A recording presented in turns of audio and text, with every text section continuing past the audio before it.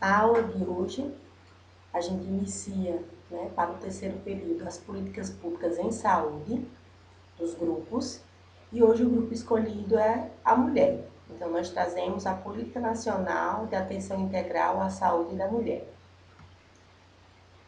A gente faz um breve relato dessa evolução dessas políticas públicas. Essas políticas públicas para a saúde da mulher no século passado, foi incorporada no Brasil sob a perspectiva do ser biológico, né, da gravidez e do pós-parto.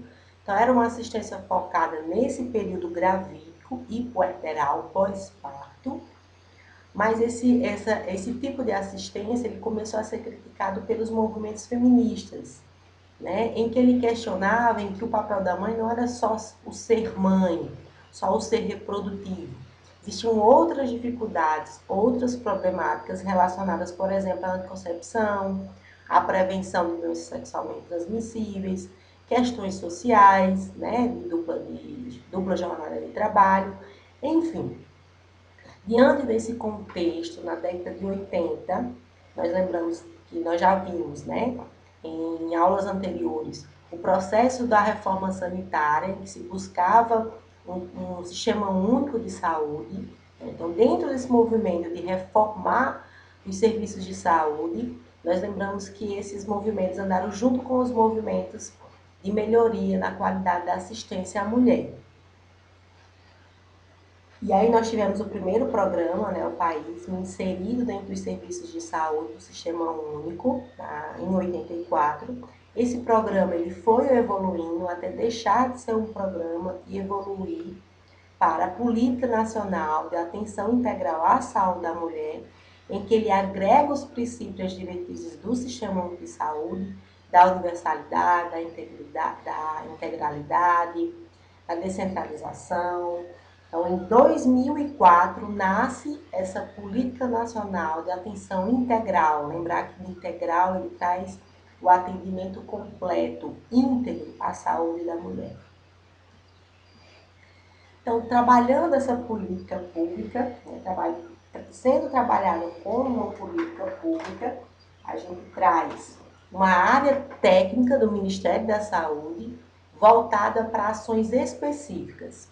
Então, eu vou ampliar esses serviços. Então, eu trago que ações? Assistência ao pré-natal, incentivo ao parto natural e redução do número de cesarianas desnecessárias.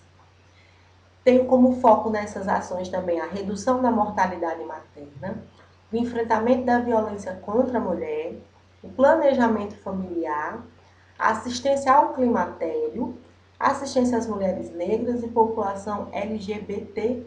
Então, eu vou ampliar as ações dentro da saúde da mulher.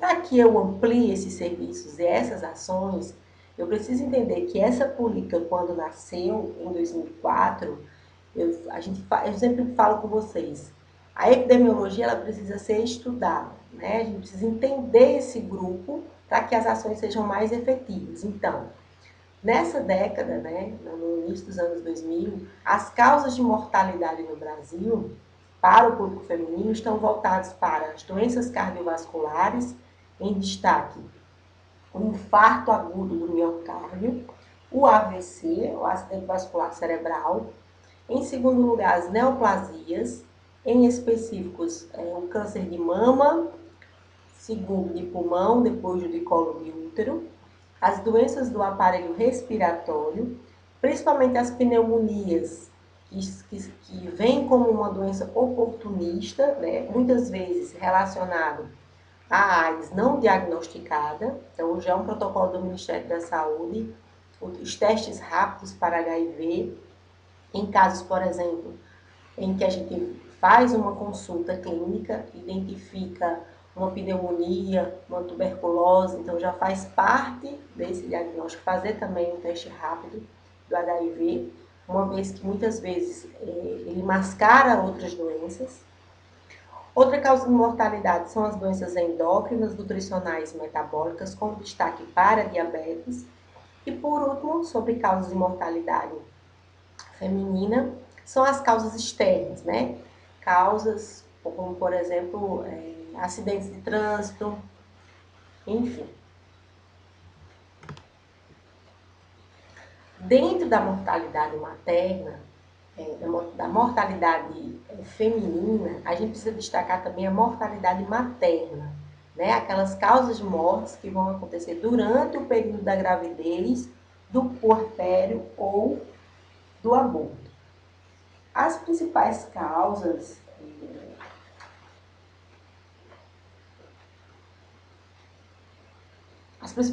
maternas, elas estão voltadas especificamente, né, à hipertensão, a hemorragias, a infecção puerperal, ao próprio aborto. Mas aqui eu trago um destaque para as causas de cunho sociais, né? São as precárias condições socioeconômicas dessa mulher, o baixo grau de informação de escolaridade, dinâmicas familiares em que a gente percebe a violência presente, e a dificuldade de acesso a serviços de saúde de boa qualidade. Então, somatizados, eles potencializam as causas de mortalidade materna, como, por exemplo, a hipertensão, em que eu falei anteriormente, que a mulher demora para procurar o serviço, quando acha o serviço não tem qualidade.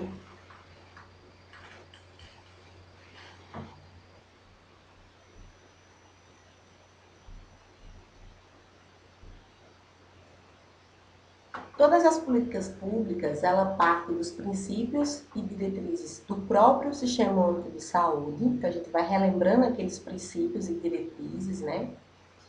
E, lógico, ele tem seus objetivos gerais e específicos.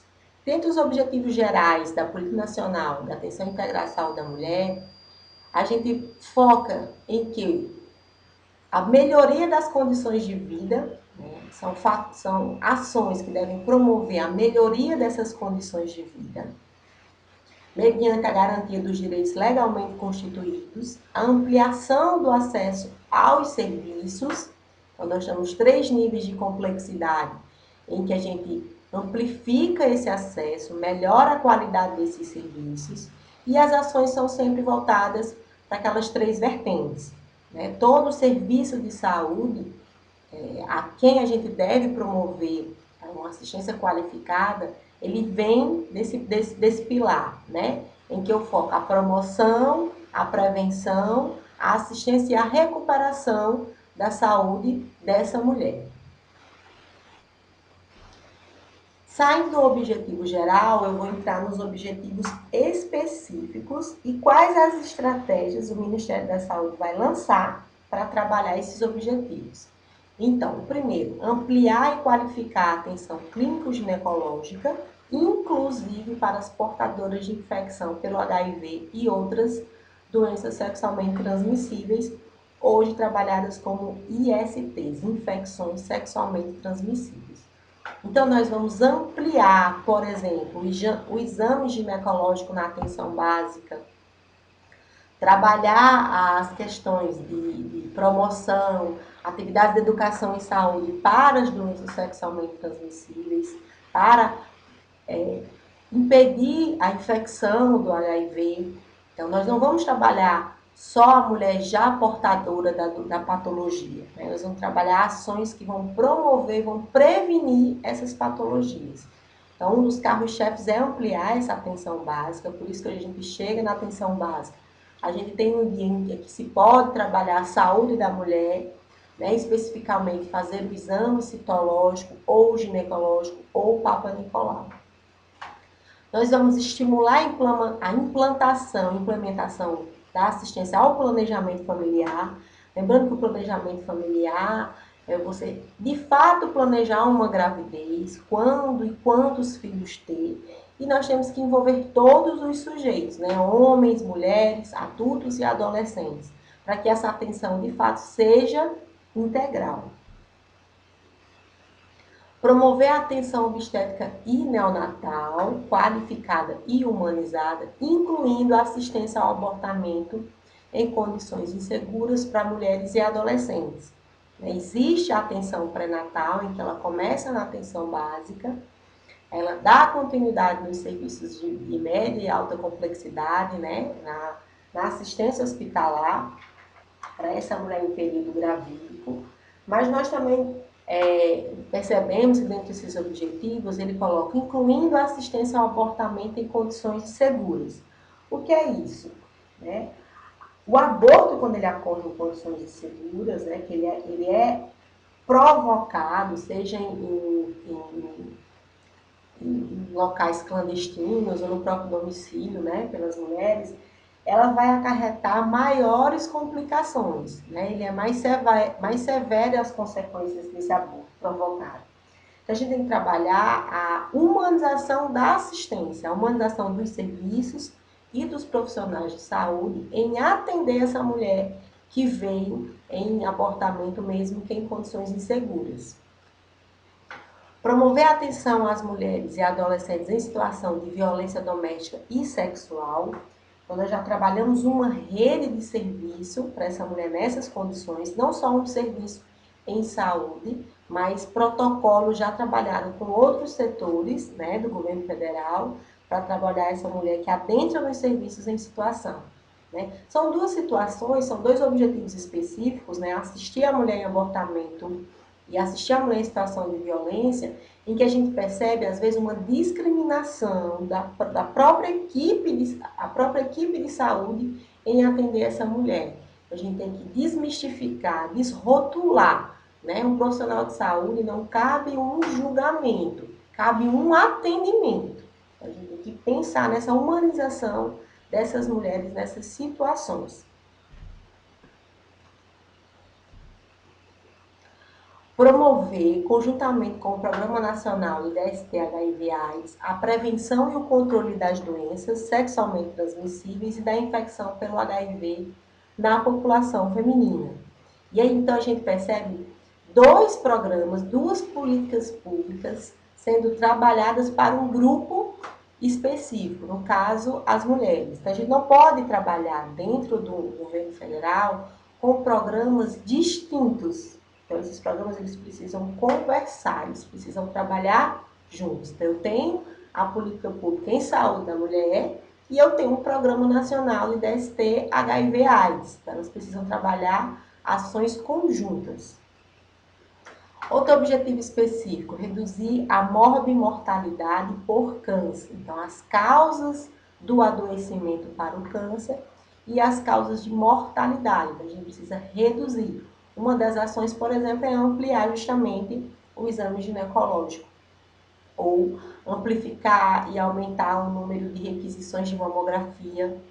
Essas são consequências e ações voltadas para reduzir essa morbimortalidade por câncer.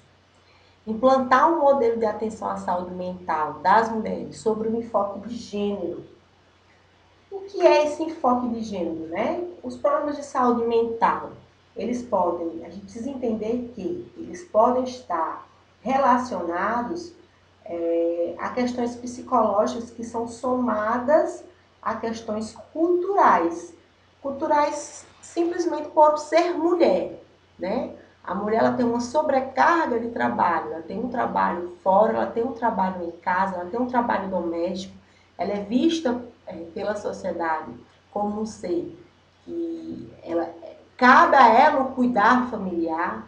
Então, quais são as consequências disso? Né? Então, o enfoque de gênero é com relação a isso. Quais são os problemas mentais que podem estar relacionados simplesmente por ela ser mulher? Implantar e implementar ações, atenção à saúde da mulher no climatério. Então, o climatério, ela não é uma doença, ela é uma transição, né? Em que a mulher sai do seu período reprodutivo para o não reprodutivo. Ele dura até os 65 anos.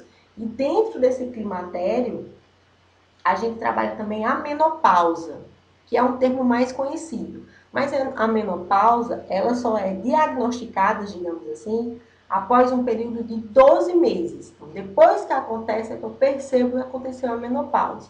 Então, o que é isso? A mulher passa 12 meses, num período de 12 meses, sem a menstruação. Então, quando eu percebo que ela fica esses 12 meses com a ausência da menstruação, ela passou pela menopausa. Então, a gente precisa trabalhar as ações. Porque a mulher, ela sai do período reprodutivo, mas não quer dizer que ela perdeu a sua sexualidade.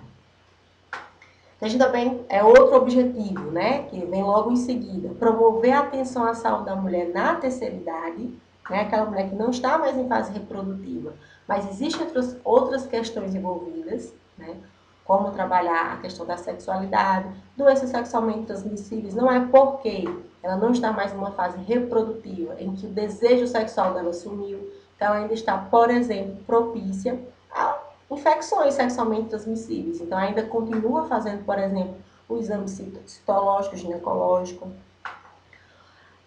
Promover a atenção da saúde da mulher negra, a saúde dos trabalhadores do campo e da cidade, da mulher indígena. Por quê? Imaginar que o grupo é a mulher. Então, a política pública voltada para a saúde da mulher. Mas não existe um princípio da integralidade, não existe o princípio da equidade, dar mais a quem precisa de mais. Então, a gente precisa entender que dentro desse grupo maior existem outros grupos. E sim, algumas ações elas devem ser específicas para a saúde da mulher negra. Elas precisam ser específicas para as trabalhadoras do campo, para a mulher indígena. A gente precisa entender que esses grupos estão inseridos em realidades diferentes e cabe uma assistência diferente, já que a gente parte dos princípios do SUS, em que a gente trabalha a integralidade e trabalha a equidade. Promover a atenção à saúde das mulheres em situação de prisão, porque é um outro grupo também específico, é uma situação específica, então existe um programa em saúde dentro das penitenciárias, né, para trabalhar a saúde da mulher. Então, ele vai incluir a promoção das ações de prevenção e controle de doenças sexualmente transmissíveis e da infecção pelo HIV nessa população, né? Mais uma vez, eu foco que o termo usado agora são infecções sexualmente transmissíveis. Então, essa mulher em situação de prisão, ela tem, sim, direito à assistência à saúde. Fortalecer a participação e o controle social na definição e implementação das políticas de atenção integral à saúde da mulher. A gente traz a própria população, os seus próprios grupos, para fortalecer e, de fato, verificar se essa política pública, se essas ações estão chegando em todos os grupos dentro da saúde da mulher.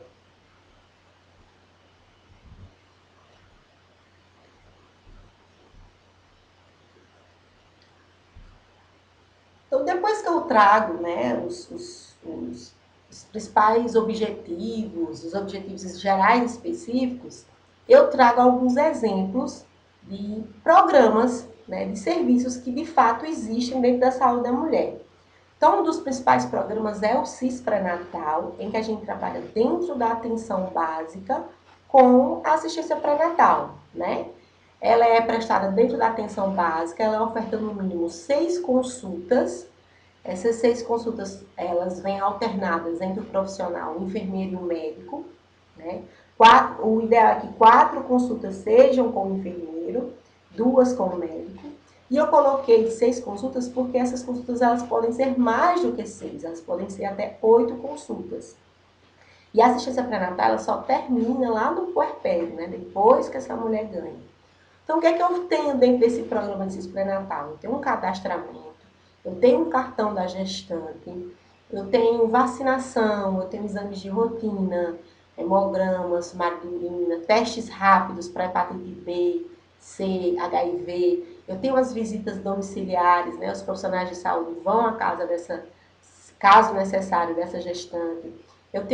A gente trabalha dentro do CIS pré-natal as atividades educativas, o encaminhamento para a maternidade.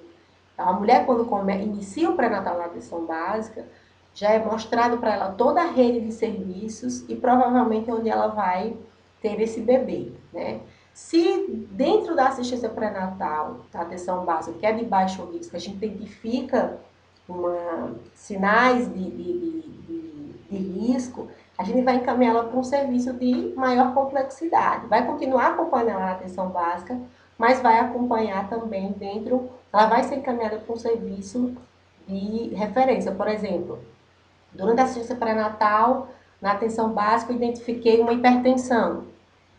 e essa hipertensão está difícil o controle, ou uma diabetes, eu vou encaminhar ela para um serviço de maior complexidade, mas a cada mês eu vou procurar essa gestante e continuar também uma contrapartida, né? Entender o que é que esses serviços de complexidade, maior complexidade, estão encaminhando essa gestante. Então, por isso, por exemplo, que eu tenho dentro dos serviços para a saúde da mulher, portarias que vão garantir justamente essa rede de serviços. Não adianta eu garantir só uma atenção básica e não ter serviços específicos de maior complexidade. Então, a gente tem as maternidades públicas, municipais e estaduais, né, que vão aumentar essa oferta, esses níveis de assistência. Nós teremos também assistência de alto risco, garantido pelas portarias de 98, né, que ela solicita que sejam criados mecanismos para a implantação dos sistemas estaduais de referência hospitalar no atendimento da gestante de alto risco, então está na lei. Os sistemas deverão contar com unidades de referência terciária e secundária, buscando hierarquizar os diversos níveis de complexidade no atendimento à gestante de alto risco. Então, por exemplo, aqui na Paraíba, na Grande João Pessoa, quais são esses serviços, né? Ah, professora, acabei de ver a lei, mas na prática, onde eu encontro esses serviços? Então, em João Pessoa eu encontro a Frei Damião, o Edson Ramalho, o Cândida Vargas e o Hospital Universitário, que trabalham esses serviços de referência para essa gestante. Em Campina Grande, nós temos o conhecido Instituto de Saúde Epídio de Almeida, o ISEA. Então, ele é um serviço muito conhecido e referência, por exemplo, para assistência ao parto humanizado, né, em que eu não tenho interferências cirúrgicas e, de fato, o parto humanizado ocorre dentro do ISEA, aqui do lado de Campina Grande.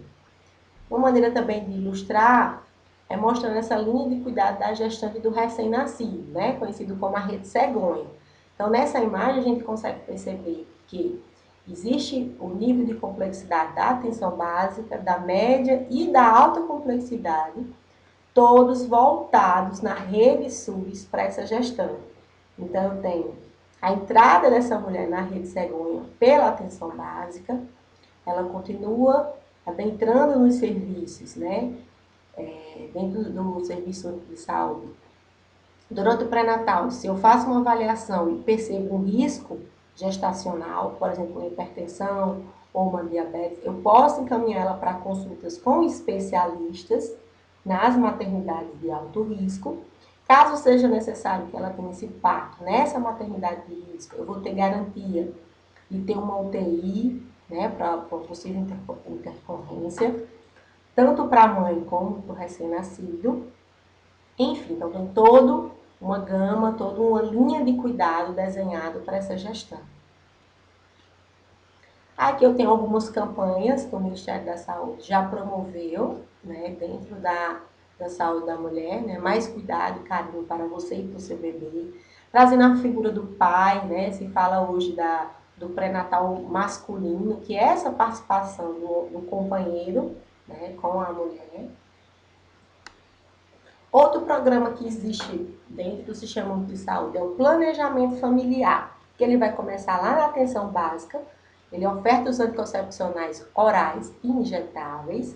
Eu posso passar pela consulta da enfermagem, né, com a enfermeira, e aí ela vai mostrar para a gente as possibilidades de anticoncepcionais. Então, existem os orais, né, as cartelinhas, que vêm gratuitamente para a atenção básica, e tem os injetáveis, né? Eu tenho os injetáveis mensais e também tem os trimestrais. Eu tenho a oferta dos preservativos masculinos e femininos. Os femininos, em menor quantidade, eles são menos procurados, né? Por uma questão, talvez, de informação ou porque o masculino é o mais usado, de fato. Eu tenho a possibilidade do DIU, dispositivo intrauterino. Eu tenho, em menor quantidade, né? Mas tenho como ter essa proposta não, por exemplo, na atenção básica de cabedelo, eu tenho o DIU. Mas é lógico, para que essa mulher use o DIU, ela tem que ter uma indicação, que ela passa por uma consulta com a enfermagem, ela é encaminhada ao ginecologista, por exemplo, do NASF, que ela vem um dia, ela tem uma agenda de atendimento nas unidades de saúde da família. Isso eu estou dando um exemplo em Cabedelo, né? Então, quando é indicativo de usar esse DIU, quem faz esse protocolo de escolha, né? Se é indicativo dessa mulher ou não, dependendo da idade, de quantos filhos já teve ou não. Então, vai ser o profissional médico, o ginecologista, que vai inserir. Já existe uma normativa do COFEM, né, de autorização do enfermeiro para colocar o DIU também, mas na prática a gente ainda vê mais voltado para os profissionais médicos na inserção desse DIU. Mas o interessante é que vocês sabem que existe o DIU pelo Sistema Único de Saúde e a porta de entrada, né, de encaminhamentos para a inserção desse DIU é a atenção básica. A atenção básica também cabe a ela encaminhar essa mulher para a laqueadura tubária ou o homem para a vasectomia. Então, ela vai encaminhar dentro do município dela para os serviços de média complexidade. Aí aqui eu trago o que é essa vasectomia, essa laqueadura. É um programa também trabalhado dentro do Sistema Único de Saúde. Existem regras, né? O SUS oferece esses 2 métodos para os maiores de 25 anos que tenham pelo menos 2 filhos vivos, né? Aí a lei ela fala assim, 25 anos e ou pelo menos 2 filhos vivos. Pelas regras específicas do programa, ela tem que ter esses 25 anos e tem que ter os 2 filhos vivos. E a gente tem, do dia em que essa mulher se manifesta o interesse pela laqueadura, ou o homem pela vasectomia, ele tem pelo menos 60 dias, né, até chegar ao ato cirúrgico em si. Ele pode, inclusive, desistir. Então, por exemplo, a gente encaminha da atenção básica, a gente encaminha para o serviço social, né, da maternidade. Lá serão realizados vários encontros, várias palestras, em explicar o procedimento, o que é o procedimento, o que pode acarretar, e até que de fato esse homem ou essa mulher tenha certeza, né, de que quer fazer esse procedimento e que ele está dentro das regras do Ministério da Saúde, do SUS, para que ele faça de fato essa laqueadura ou essa vasectomia. Outro programa que nós temos para a saúde da mulher é a prevenção de câncer de colo uterino e de mama. Nós temos o SISCAM, que é o Sistema de Informação do Câncer. Dentro desse SISCAM nós temos o CISCOLO e o CISMAMA. CISCOLO é o Sistema de Informação do Câncer de Colo de Útero e o CISMAMA é o Sistema de Informação do Câncer de Mama. Então, dentro do CISCOLO, nós temos a ampliação da oferta do exame preventivo, né? A realização do exame preventivo, ou exame citológico, ou Papa Nicolau. E o nosso protocolo é que a gente trabalhe especificamente, de maneira mais enfática, a faixa etária dos 25 aos 59 anos de idade. Então, essas mulheres que estão entre 25 anos e 59 anos é o nosso foco, para que a gente faça a busca dessas mulheres para dentro da atenção básica, que elas façam esses exames preventivos. Não quer dizer que eu não vá fazer com as mulheres com menos de 25 anos ou com mais de 59 anos. Isso quer dizer que isso é um grupo que merece mais atenção, né, por uma questão que é nessa faixa etária em que o número maior de câncer de colo do útero ocorre. O CISMAMA, ele traz o sistema de informação, né, do câncer de colo de mama, e ele amplia a solicitação da mamografia. Então, a mamografia ela não é feita na atenção básica, mas ela é solicitada na atenção básica, né, e a partir dos 50 anos de idade. Mas existe um protocolo, vou trazer aqui mais na frente. Então, a gente vê também as campanhas do próprio Ministério da Saúde trabalhando essa prevenção do câncer de colo de útero e de mama. A gente é acostumado mais a ver aquele lacinho rosa, né, para o câncer de mama, mas se a gente quiser trabalhar a prevenção dos dois, né, tanto de mama como de útero, a gente pode trabalhar esse lacinho lilás, né, uma integração entre os lacinhos. E aí, especificando, o Sistema de Informação do Programa de Controle de Câncer de Mama, o CISCOLO, e o CISMAMA, nós temos 2 panfletos do Ministério da Saúde, um que trabalha cuidar da sua saúde é um gesto de amor, que fala sobre câncer de mama, e a coleta do exame citológico do colo do útero ou Papa Nicolau. Então, o exame citológico é esse dessa imagem, né? Essa imagem que a gente vê.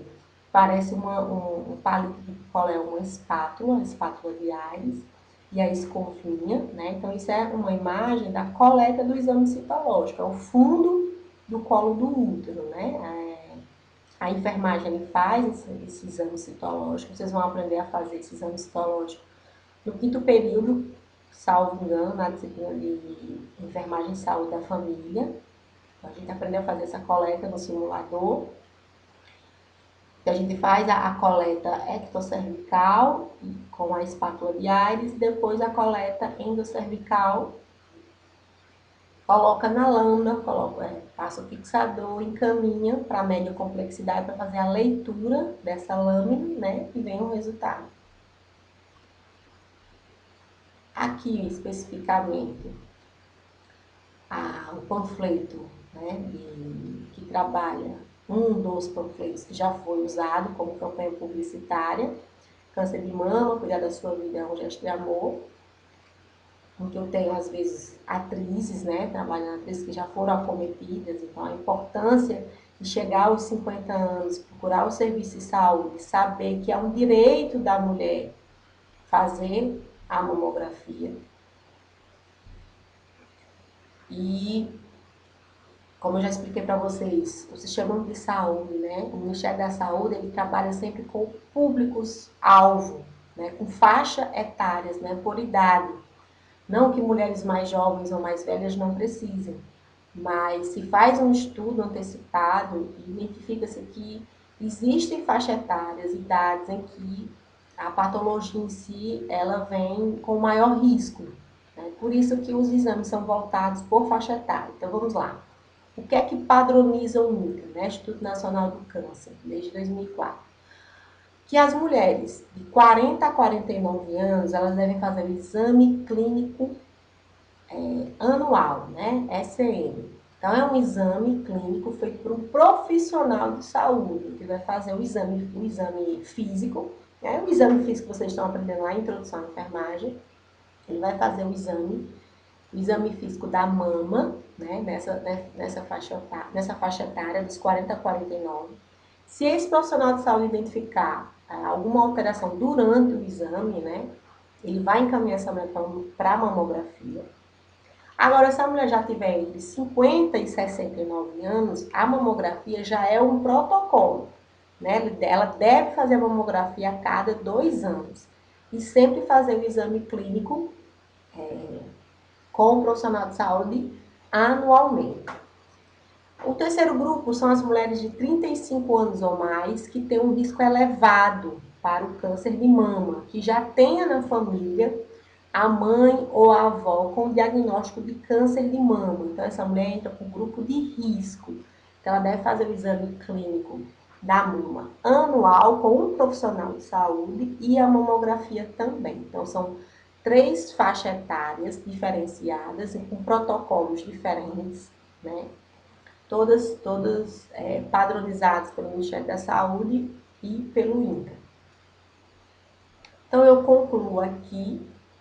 Caso vocês tenham curiosidade, eu coloquei aqui uma indicação extra de um videozinho com uma fala da importância dessas políticas públicas para a saúde da mulher.